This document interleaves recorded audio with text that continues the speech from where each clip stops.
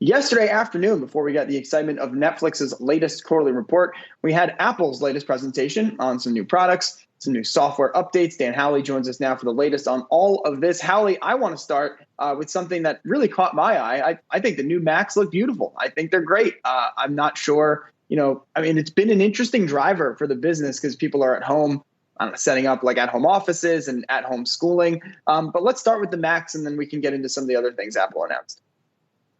Yeah, the new Macs, the new iMacs, they're the first iMacs that are purpose-built for Apple's M1 chip. That's why they have that new unique design, the thinner body there. Apple basically said that they wouldn't have been able to do that with an Intel chip without so much saying Intel by name. But they also pointed out how much more powerful this is than Intel-based systems.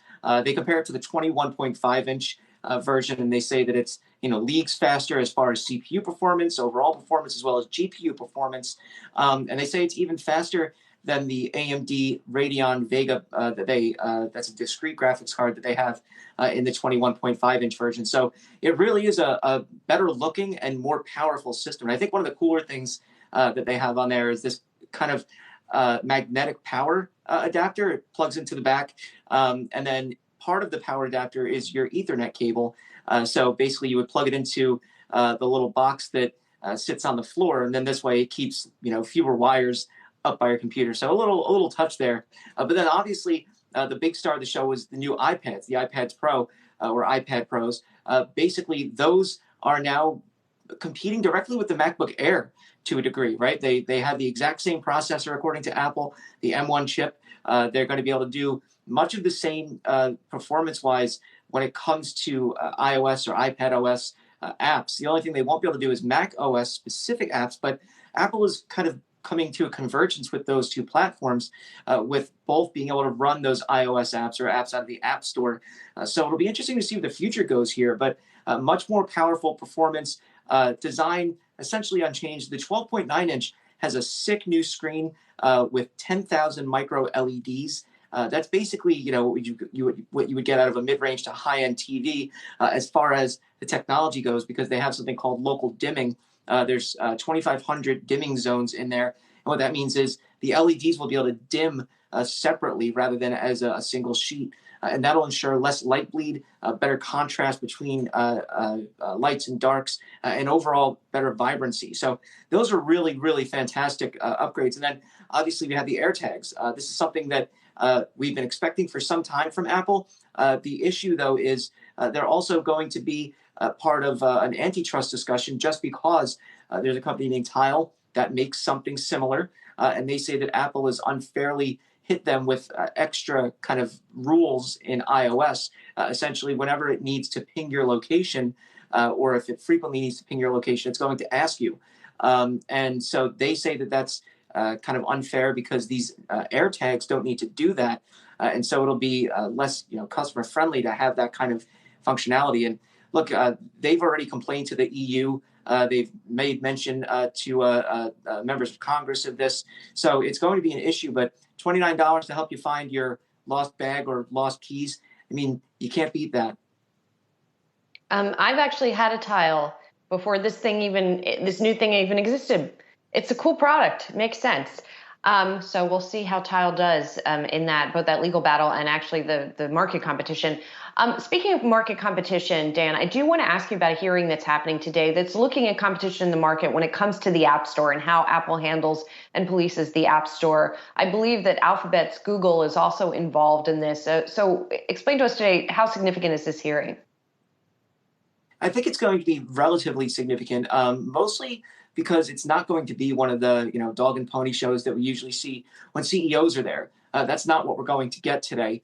We saw Tim Cook, Sundar Pichai, we had Jeff Bezos, Mark Zuckerberg, but really it was Tim Cook and Sundar who are relevant to this conversation as far as the app stores go. I think that what we're going to get is more discussion on whether or not the fees that are charged by Apple and Google are fair, whether or not they put app companies or app developers under the gun as far as providing revenue to Apple and Google. Remember, right now it's a 30% cut for any sale through the App Store for Apple side. over $1 million of revenue a year. So if you're a company making less than $1 million in revenue, you pay Apple 15%. If you make more than $1 million in revenue, you pay Apple 30%. And basically, in Apple's telling, that's, the vast majority are going to be paying 15%. Because they don't make more than $1 million a year. So it'll be interesting to see, but we have people from Match Group, we have people from Spotify, we have people from obviously Tile.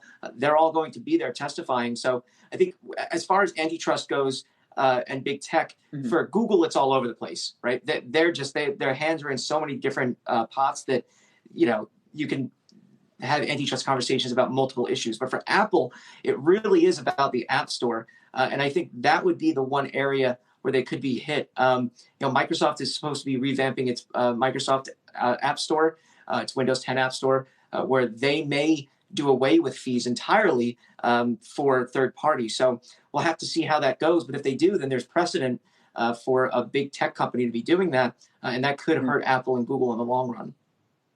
Hallie, it's always funny. We show this big tech screen and a name that's on there that kind of gets to skate by all this. Is Microsoft. Some news from Microsoft yesterday on what they're not going to be doing, which is at this time acquiring Discord, which is I'd be interested in how you describe it. I would describe it as sort of a Slack for video games. I'm not sure that entirely encapsulates what the platform is all about, but I guess talk us through the decision to not buy Discord, but also this little acquisitive spree that Satya Nadella has been on, and I think being a lot more strategic and frankly more aggressive in building up kind of the Microsoft infrastructure through acquisitions. Obviously, LinkedIn and GitHub, we've seen those, but maybe there's something bigger on the horizon for them.